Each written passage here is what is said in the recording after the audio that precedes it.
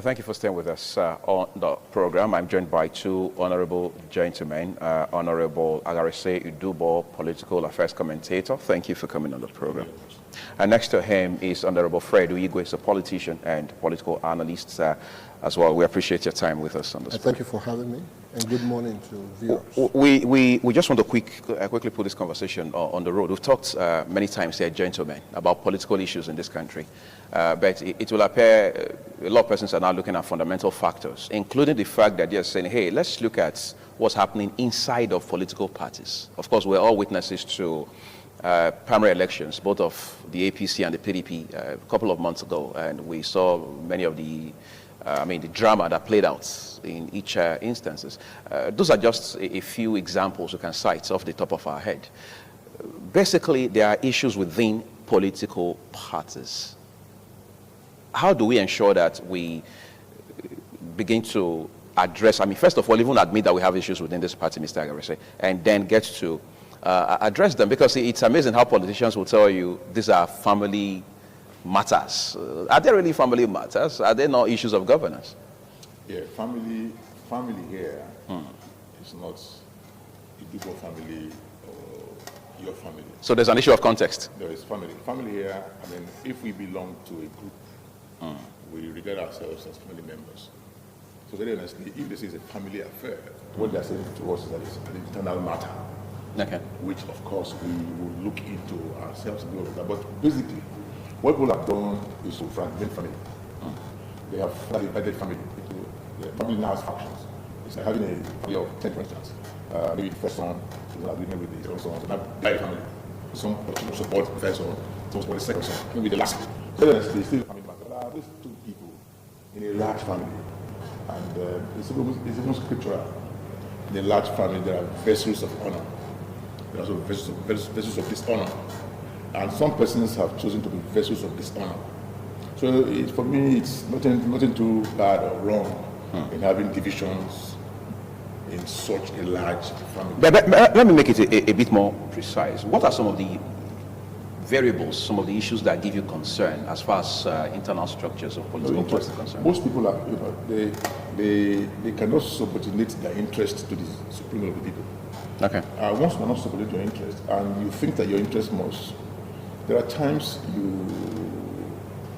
you have a passion for something. The passion may not lead you to the facts.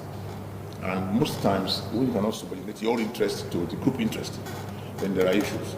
If the group is saying, we want my very dear brother, Igwe, and me, who believe that I play the piper, I just think if the group is saying they want him, and I don't want him, since I'm the one who dictates the pace, I want to force my will on the people.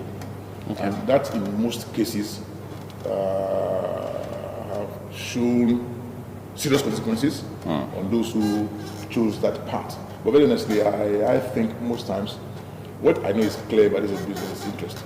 And if your interest, goes against the interest of the majority, and you think you must force yours on the people, then of course they have the right to also rebound and give you a dose of your own pill, which of course at the end of the day may not be too political. Uigwe, let's talk about election cycle in this country. It will appear every election cycle further depletes the structures of political parties. After every election, virtually every election, you find politicians being pitted against themselves, even within the same political parties. That's a tradition, isn't it? Even though an unpleasant one. Unpleasant and also unfortunate. It is painful to watch how the actors handle the issues and the operations of their parties. Every party is an organization, a political party, a political organization. Okay. In an organization, you're supposed to have a vision. You're supposed to have a mission, objectives, plans and programs on how to accomplish the mission. in trying to achieve your vision. Here, since we started our democracy, I have been opportune. I've had the cause to read a few of the constitutions of the party from 1999. They have remained basically the same, unchanged. And that is so bewildering that you drew up a constitution to guide the operation and the sources of your political organization. And then you see things going wrong. And you do not take time off to make amendments to it. I don't think I have seen amendment procedures in any of the constitutions. For political parties, right? Yes, for political parties. Just like in the nation you want to govern has amendment provisions and amendment procedures for reviewing the process to making it better, because every single cycle is supposed to be an improvement on the previous exercise. Mm-hmm. Okay? So what one would expect is that at the end of every cycle, the party's leadership will review what happened during the exercise to see whether it matches the vision and the mission of the party. And it is not always what happened that is the problem. The problem could be in the very vision in the first place or in the mission. So if that's what needs to be changed, if the structure needs to be adjusted for you to be able to accomplish something, because the political parties exist as a vehicle to ascend to a larger organization. Now that's the national. And that when the ascension takes place, that you will be able to manage that ascension creditably and admirably. So it all has to start with how you manage your own internal structure, your own internal processes. So if you don't have one that is good in place, when I mean good, I mean one that is properly structured, one that is self-regulating, one that is credible, one that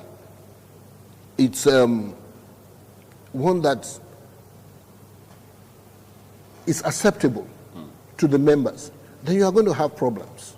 So that is where we are. First, there's a problem with the structures. There's a problem with the leadership. You see, an imperfect system, operational system, is going to throw up imperfect leaders.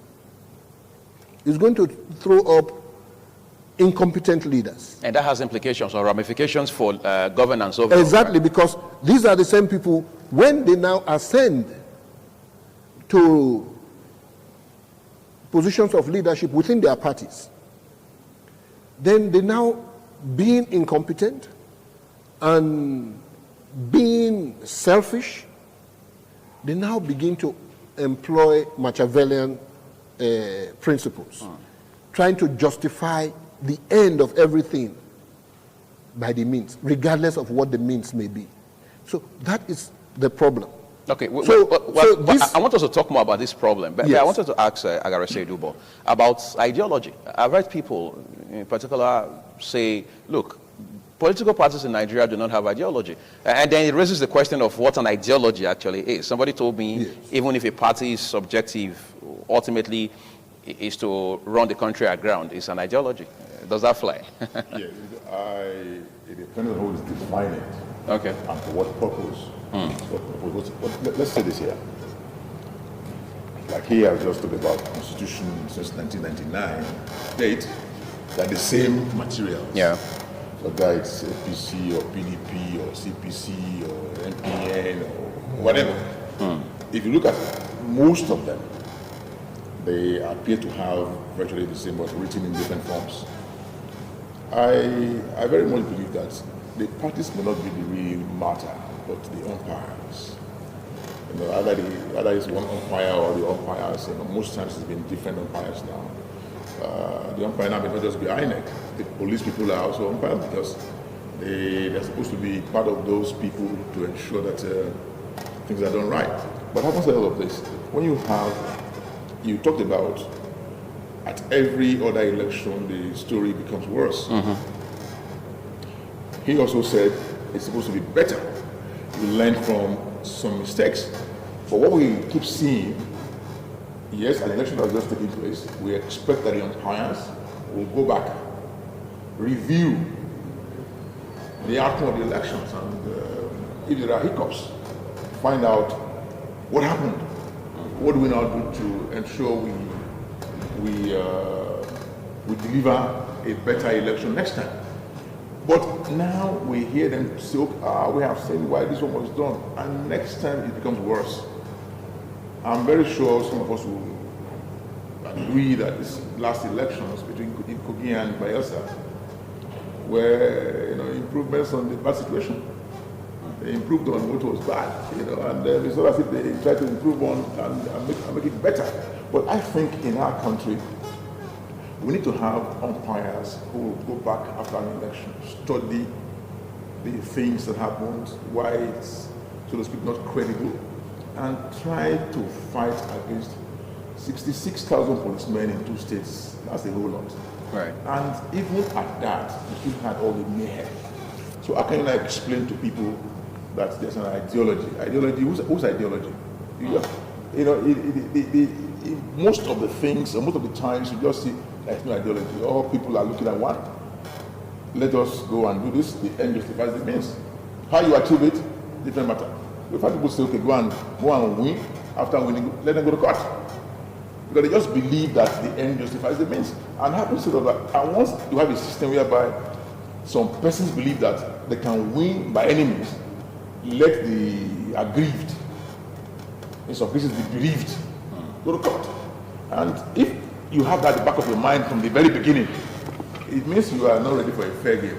So for me, I just believe that in this country, I keep talking about a man who presided over this country over time, and they said his victory is not worth the blood of any Nigerian. And if you have to kill people to ascend to a position, that's an act of desperation, and that to me is not the best that we can do for our country. So I just look at a situation whereby the ideology should be one that should be forward-looking, where at the end of the day you say, okay, fine, let us sit down as a group of people. Where do we want to get to? After this election, next election, where do we want to get to? In our country, we must also as a group sit down and say to ourselves, whether you are one party or the other, where should Nigeria be in 20 years? That's some projection. Yes, how do we achieve that? And you just mentioned, if you are a product of fraud, you can't do well. You just can't do well. At the end of the day, any product of a system that is direct with what we see in Nigeria, you just can't do well. Because at the end of the day, of improprieties. Yeah, you just can't do well. You have killed people to become whatever, and it will be haunting you over time. And for me, until we are able to organize elections that will be, so to speak, maybe not 100%, but so to speak, maybe 70, 80% credible, then we cannot be saying to ourselves, okay, fine, we have government. We don't have everything we see in Nigeria. Since I grew up to become, an adult, I've always seen that one election comes, the other one gets worse, gets worse, gets worse. Somebody was just shouting, they were interviewing somebody in Kogi. He said, this is the worstest election. I mean, he expressed that the way he felt. He just said, this is the worstest, because I'm sure he's tired of worst. This is worst, this is the worstest. So you have to find a superlative. Yes. So very basically, you just find situations whereby we should be, instead of saying to ourselves, okay, fine, we'll improve later, And it is, guess what? Every election takes us 10 steps backwards. Do you agree that we have more powerful people within political parties in this country than the leadership of the parties themselves? It's normal. No, it's normal. It's just that, those powerful persons don't use their power well. Okay. They use the power satanically. No, basically, there are some powerful persons everywhere. Even amongst you working in ITV, there are some powerful. The reason why we have cultism in Nigeria is that some powerful students come to recruit people and pay them money and give them money. But instead of using your power to better a system, use your power to spoil a system. The money you have should not be money to spoil a system. It should be money to improve a system. So very honestly, I think there must be powerful people. That's not that about that. There must be. Even in the jungle, some animals are very powerful. But very honestly, you must use your power for the benefit of those who don't have an equal power. Because if you use your power to oppress people, then of course you come to judgment. I just believe that those persons who have power in political parties should not use their power satanically. Use their power to enhance, to better the lot of the people. I haven't said a lot of this. The sage, somebody was talking about him, and he said, oh, why? He said, look, the leader needs to have power enough to take care of the followers. The leader, if the leader doesn't have power, I mean, definitely, you can't take care of the followers. So you need some power to take care of those who are following. But how you deploy that power is important. Yes, that's the point. So it's how you deploy the power. It should be to the benefit, because God has entrusted in you this power, believing that you're going to use it for the betterment of His people. And if you now use it to oppress people, then of course, that's a wrong use of power. Power should be used in a manner that will better the loss of the people who, so to speak, are under your sphere of influence. If you just use power and you just come because you have power, you are governor of Edo State, you drive your car on the road and you drive everybody out of the road with your siren, and you don't care whether they fall into the gutter or whatever, that's the wrong use of power. I've seen some governors who in the traffic, they queue. I mean, the traffic is in your state. So if you think there should be traffic, do something about that. Don't drive out of the road. If there is no traffic, you must sort out the issues that have brought traffic to the place. So it's not right to drive people out of the road because you want to keep an appointment. You go early to keep an appointment. You have an appointment in ITV, for instance, and you need to take you naturally 30 minutes to get here. I want to do that in 10 minutes. I mean, that is very So naturally you are going to drive against lights and all that. So you're talking about exemplary leadership. Yes, so you must make allowance for time, so that you don't go and run people around and say you are a leader. I mean, that's my. Let's look at this somewhat controversial issue. A lot of people say at the state level, the governor is the leader of the party. At the federal level, the president is the leader of the party. Yet, interestingly, the state has a chairman of that party for the state. Of course, you have the national chairman of every political party. That creates some conflicts, doesn't it? Not exactly. We have to understand what leadership means and be able to distinguish that from what management means. Okay? A leader, for example, or leadership, political leadership, depending on how you want to use it. It's either a person or a group of persons that have followership. They have followership because of acceptability. They are seen to be selfless in their service of the people or for the people. Okay? Those are leaders. Then managers are people you place in administrative position. They don't have to be liked. It is the structure, is the operation that they are concerned about.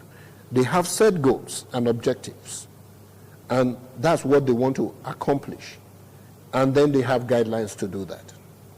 The leaders operate mostly in the realm of informal relationships, whereas the managers and the administrators, by the book. They do it by the book. Okay. Even within that informal relationship, you should have guidelines. You should have thresholds beyond which you should not go. Okay. So here you're looking at fairness. If, to go back to your question on ideology, for example, you can also have a formal ideology that everybody sees. Then the leaders may be pursuing ideologies that they themselves only have interest in, which may be very contrary to the formal leadership that everybody has put them there to pursue on their behalf. So one of the problems we have in this country, and also I would say in all political realms really, but especially in this country, is that our representatives have not been able to come to terms with the fact that they are not there for themselves. They are there for the people. They are supposed to be the employees of the people. The people are the principal, and they are the agents. They are representatives of the people. They ought not to be able to operate outside the interests of the people. And that is what is key. It's only a liberated mind that can pursue such a laudable objective, political objective. Who will go there and know that I am here to serve the people. I am satisfied with whatever remuneration that the system has earmarked for me. I don't need to go beyond that. If I don't like it, I also have the option of resigning, stepping aside. We do not do that. We have people who spend our national budget out of their back pockets or breast pockets. No accountability, no transparency. And when you try to hold them accountable, then they begin to witch hunt you. And the system is not robust, the system is not matured enough to protect those who want to hold our public officers accountable. So there are a whole lot of things that we need to begin to take care of, but it needs constant review, formal review. We cannot be sitting at beer parlors like we do most times and discuss how to improve things, and then when we leave there, nothing is done. There must be a deliberate effort. People, you must seek the very best counsel. Go to the academic institutions. You have professors there from all walks of life that you may need to contribute to the improvement of the system you are trying to operate. And of the parties of church, there are people, I believe, from political parties in America. Just like our constitution mostly was copied from that of the United States. And then, but the problem we have is that we mix that with that of Britain, and we mix it with our traditional system. And then when you have something that nobody understands, nobody recognizes, because that sounds like too much of a hybrid. Yes, it's too much of a hybrid that nobody really knows what you are trying to accomplish. But if your vision is focused, and that is the development of the people, you can now begin to streamline all the guidelines. Let me push it to Mr. Dugo now. There was a time, in 2011, a member of Congress in the US was categorically directed by his party to resign as a member of Congress. The question is, what happened? He was said to have exposed a picture of him being bare from the top on the internet. I think it was on Facebook or one of those social media platforms at that time. Yeah. He didn't pay for with public funds. It was just as they say, simple as that. It was immoral. Yes, it was a moral issue. But the question now is, do we have political parties, tough, strong, disciplined, exemplary enough in this country that would have been able to pull off the same action if that incident had occurred in Nigeria? Yeah, before I answer that, you asked this question, the governor and the party chairman. Yes. Before the emergence of the UPN NPN matter, the action group used to have a very strong political party structure where you have the party chairman as the boss. But when I was okay, I was also that yes, the party chairman and the governor, the party chairman could be harassing the governor, and the governor to distract him. So he now said that the governor will become the leader of the party to avoid him from being distracted by the party leadership. Party politics. See what we're having now in the state, for instance. Assuming the government was not the leader. Now they have all these factions here and there. So he will be in trouble. So all of us say, fine. Since the governor is the one who is administering the state, he should be the leader of the party. Because he now will not face distractions serious enough to derail him. And that is how this issue of leadership, got bestowed on the government. And look at the way parties are being run. But it also has some merits to say the party chairman is. I remember when I was, privileged to work for our very dear former governor, Digi Oyego. At that time, if the party chairman was coming to the office, even though he was leader, he would ascribe to him respect. He will come down from his office to receive the chairman. But what do you see now? You see a party chairman who is the #1 party man In the States? in the state, state chairman in the country, #1 party man in the country. He comes to see a governor. He waits for him for 3 hours. That is totally an aberration. It's not acceptable, even though government is leader. But he must also respect the party chairman sufficiently well to make everybody believe that this party man is a co-leader.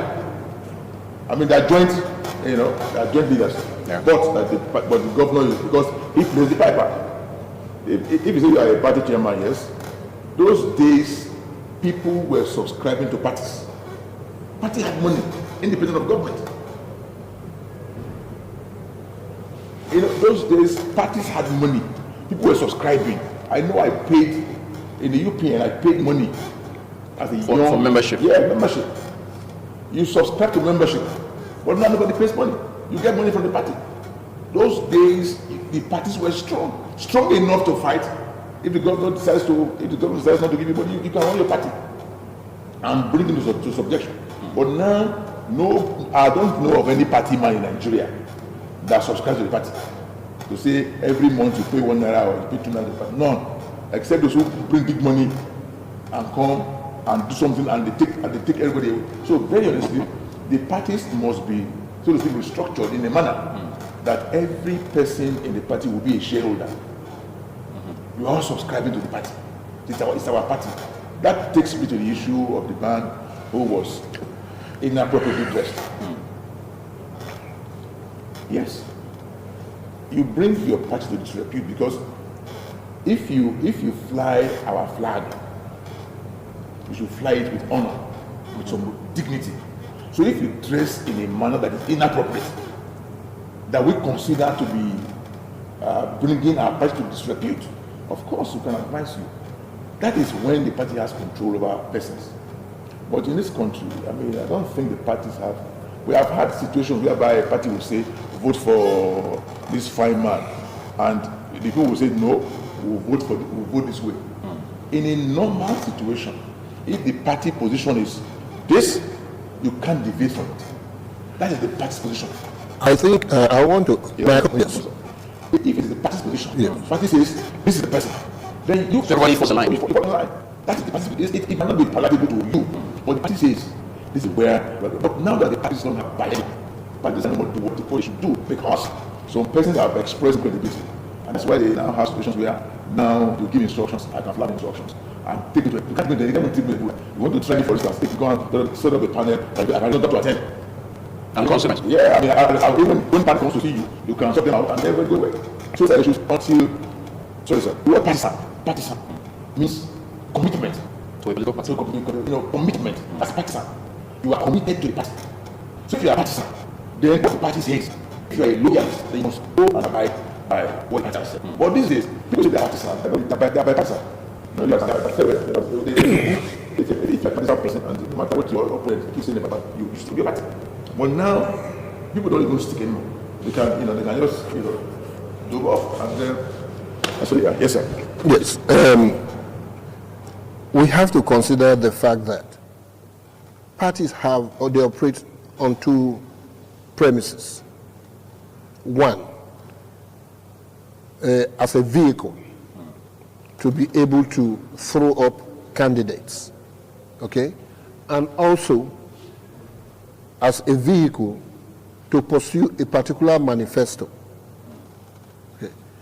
But when those candidates come up and they have been elected by the general electorate, the entire electorate, they cease at that point being strict party loyalists, because their constituency has increased. You come up as a governor, you are not more the governor of your party, you are a governor by your party, but you are now the governor of the entire people. And you just consider this. Those who actually go to the polls, in most cases, are far fewer than those that you eventually get to represent. But so long as you keep the party manifestos in focus and pursue it doggedly, then you should ordinarily not have problems with your party. What we are finding is that many party members also insist that they are entitled to positions and to the victories like this. It's not supposed to be a cake to be shared. It's supposed to be a function. If you decide to participate in the process as a party man, as a politician, you are saying, oh, I want to be a voice for my people, for people like me. And being a voice for people like me, I want to also pursue their interest to make sure that they are not marginalized. Here we have political parties that have won elections, who kick out competent people, and then they load up the place with the mediocres from their parties, and then expect to perform excellently. It doesn't work. By the time you become the elected officer, then you have to expand your horizon. You have to reach out to find out those within the system, because we are all going to operate within the system.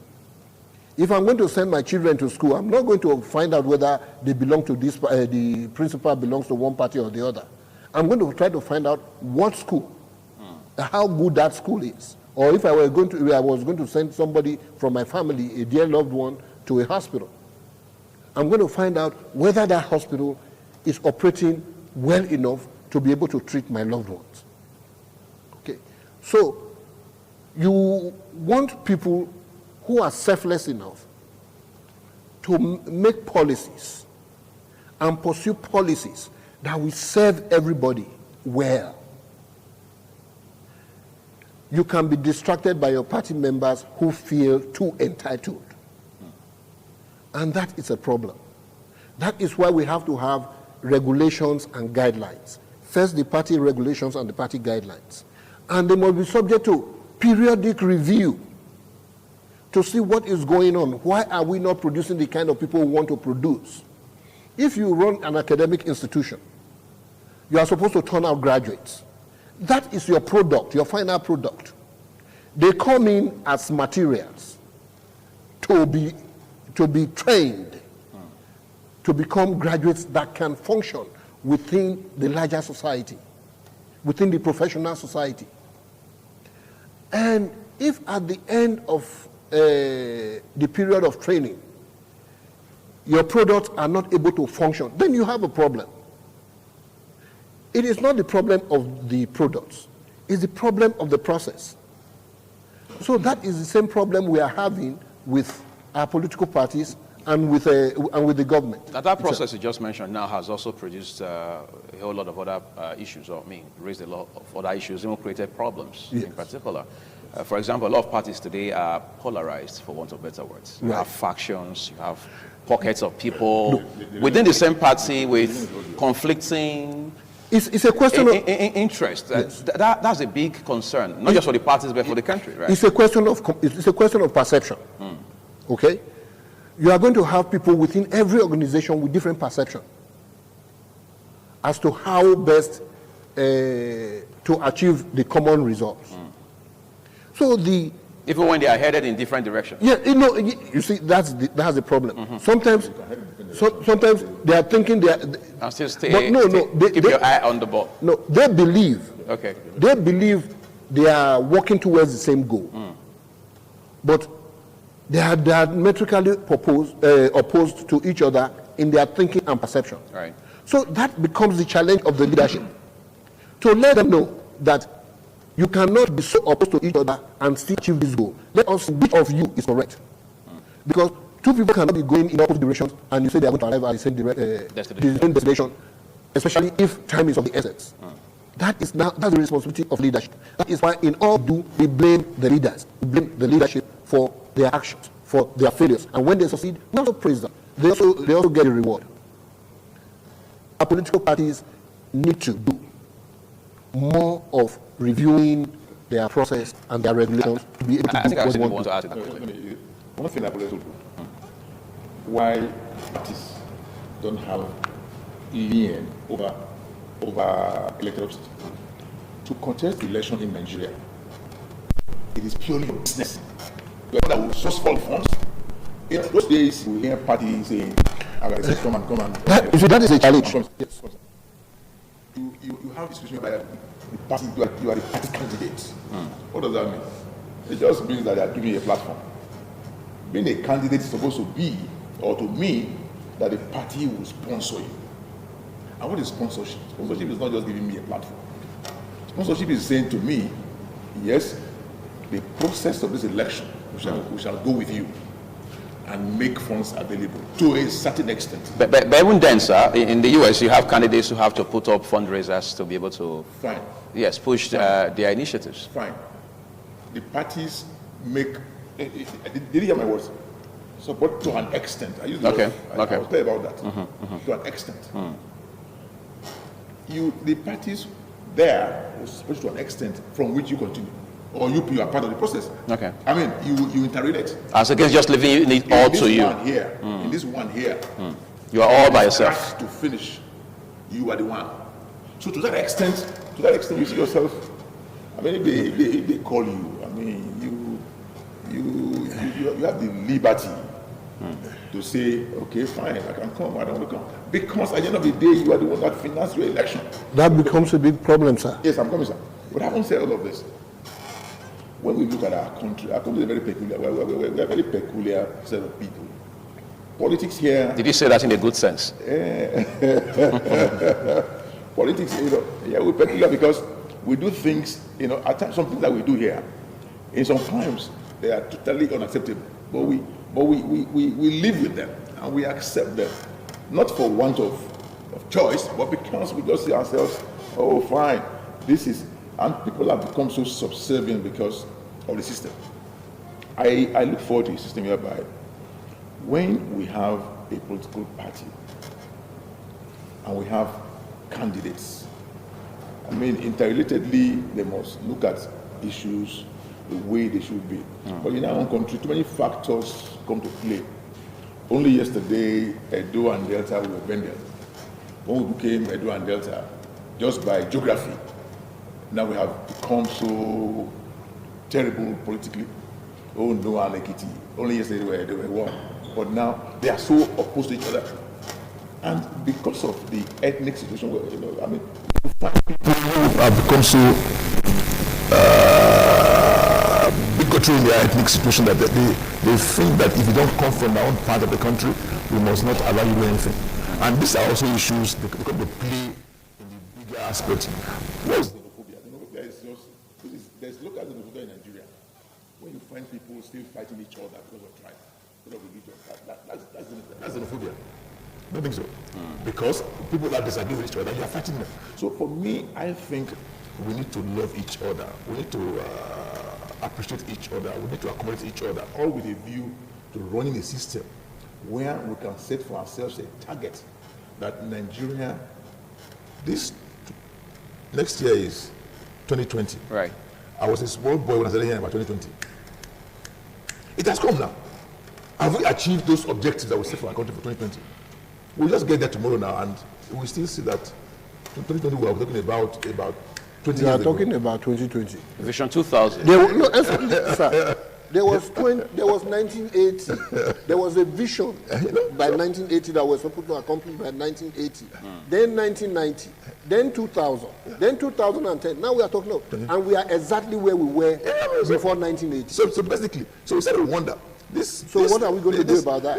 We must tell ourselves basically, when we have this, when we envision, we should look for a place to drive us to a destination.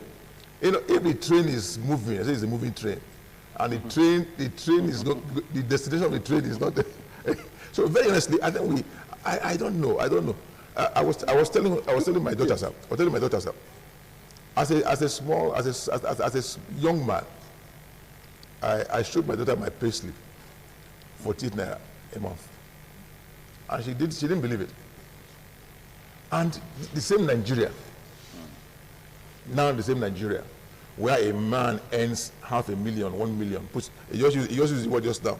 You can put the whole budget in your back pocket. And the man earns 1 million. He still cannot do what a man who was earning 5,000 was doing. The same country. And that is the thing that we must go back and ask ourselves, how did we get... What went wrong? Yes, what went wrong?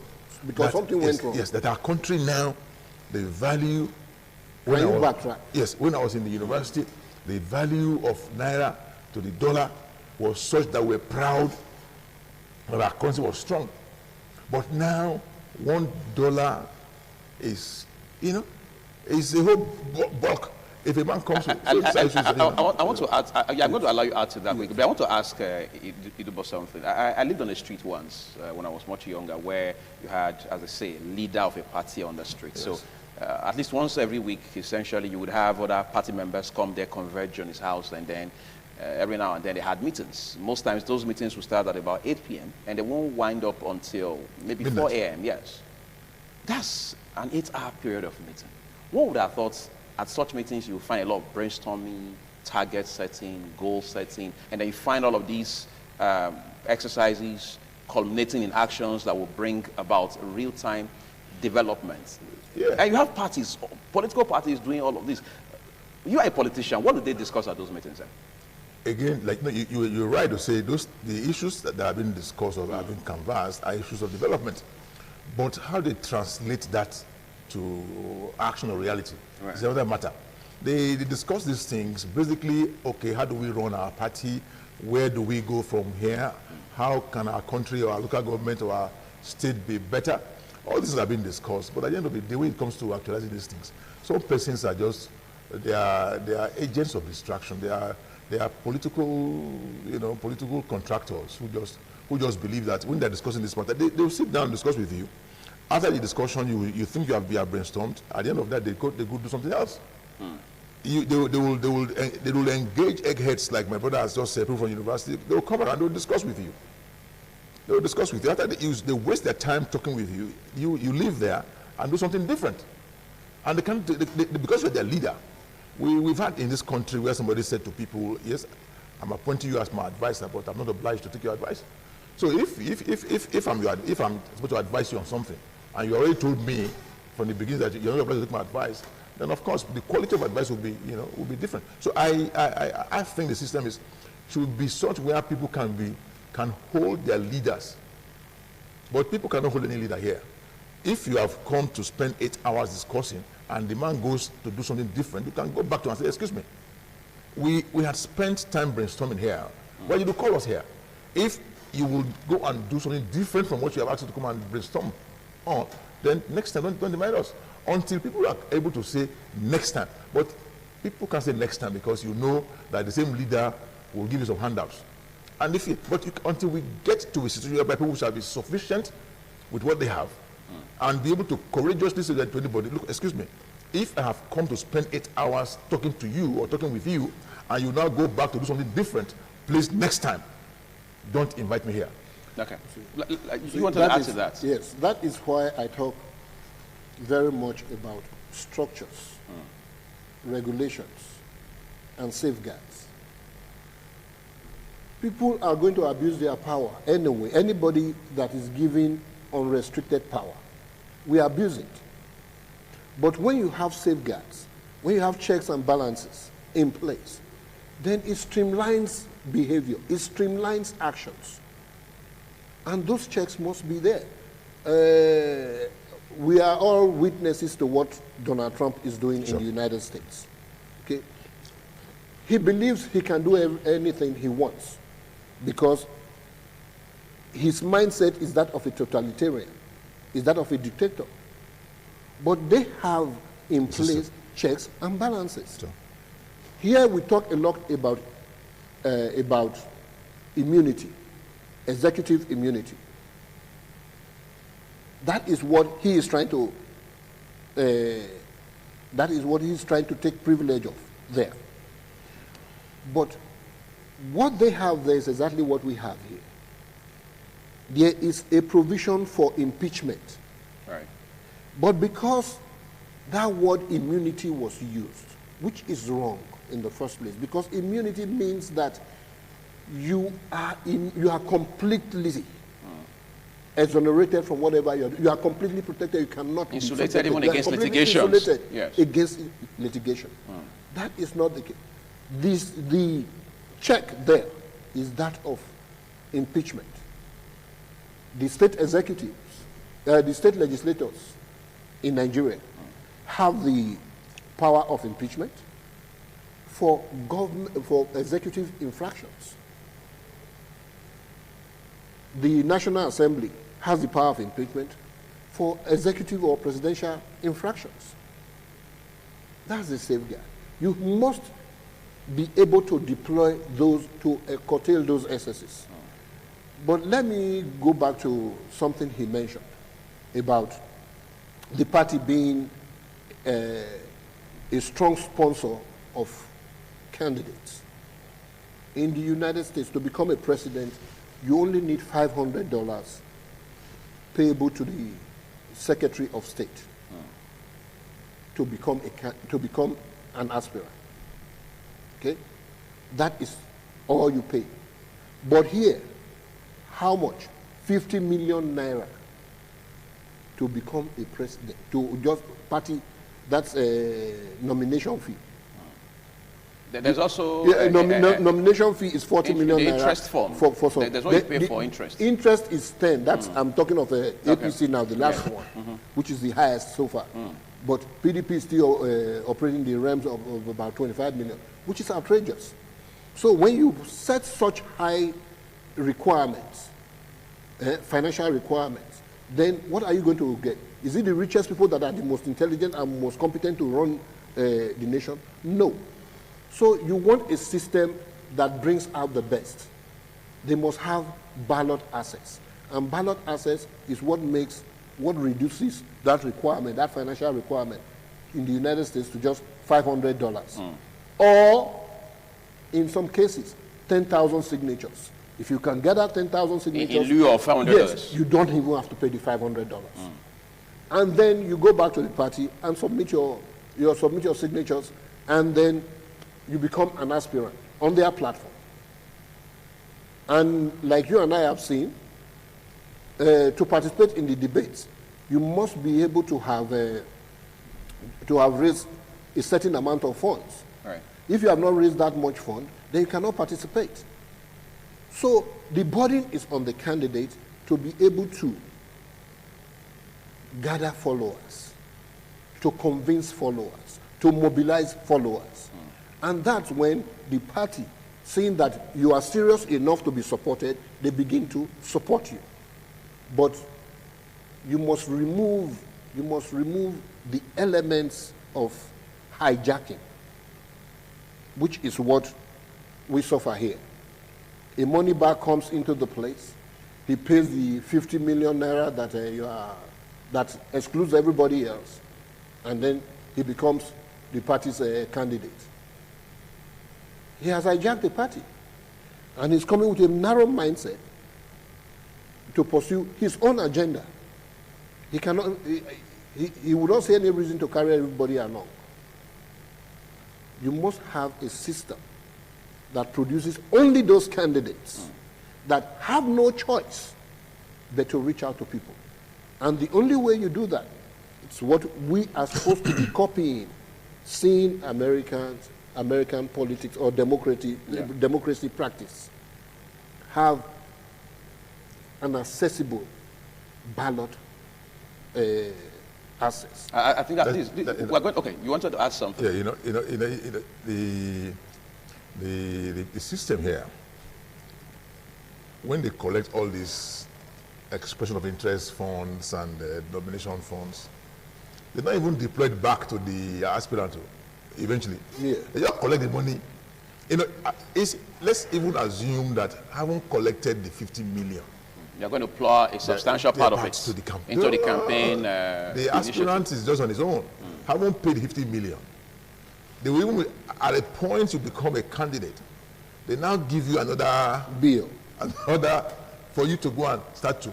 So at the end of the day, if you source your funds and everything is yours, then of course you just don't owe anybody anything. We are at a point. We are at a point, sir, and I believe you are aware of this, where aspirants now go to money bags and go to companies and even go to their banks and borrow up to 500 million naira and more to run campaigns. In hopes that when they get into office, they can reimburse. That's ridiculous. 500 million is even, small I'm just using a because I know somebody who sold a property for 2 billion naira, and he lost election. Sounds scary. But gentlemen, let's end this now. Let's take 1 minute each to talk about this. Just 2 days ago, immediate past governor of Ekiti State, Mr. Ayodele Fayose, extended the Fayose, the immediate past governor. Past governor. Okay, yes, go ahead. He extended the proverbial olive branch to his party members, Senator Lou Jimmy, and of course the state chairman of the party, to say, hey, let's rally around ourselves and strengthen our party, at least at the state level. Even though we know ultimately, going by what the governor said, the goal is basically to regain governorship of the state. But a lot of persons are saying this is a step in the right direction. You cannot have a party that's depleted within the same state. Let's forge a common front. Isn't that an example for politicians generally within their parties? No, it's true. I mean, even here, the PDP is also thinking in that direction because, even though there are a lot of infractions now using this word, but the PDP is believing that, yes, now we need to retrieve power. So we must put our very dear house in order, which we are doing now. If we took away the elements of getting to, as they say, recapture power, for example, would we still be so motivated? We're not capturing. Okay. We are not capturing. It's not a military. So what are you doing? We want to retrieve power. You want to retrieve power. We're not going to capture. It's not a military, like some people say, we want to capture some states. I mean, that is totally way off. We want to retrieve power. We believe very much that having been in opposition for this long, we need to come back to governance. And we are trying to do the things that we should do as a party. And that is an internal matter, which we are putting together. In the next few weeks, we're going to also rule out our own part of this matter. Even though when there is fighting on the other side, people are excited. But we are believing that we must be able to take advantage of whatever situation. And strengthen your front. Fine. 1 minute before. All I can say is that PDP has an uphill task. they have an uphill task. So it's not going to be easy, given the antecedent. It's not going to be easy for APC either, so I can say that. But what we need to do, I think we need orientation of our minds, especially political leaders. Okay. We have to have a new paradigm to truly serve the people. Oh, okay. I think Because, incidentally, yes. this is the much that time will Nothing allow us. good comes easy. Yes, of course, but it's what the Yes, effort. yes. Definitely what the Yes. effort. You know, this is what you have when you get two brilliant gentlemen on set with you for TMI. I've been talking with Honorable Agarise Idubo, a politician, political analyst. Thank you for coming on the program. And next to him is Honorable Fredo Igwe. He's also a politician, an economist, and public affairs commentator. We appreciate your time. Thank you for having me. With us, that's where we're leaving this discussion. We're back shortly to wrap it up on TMI. Do stay with me.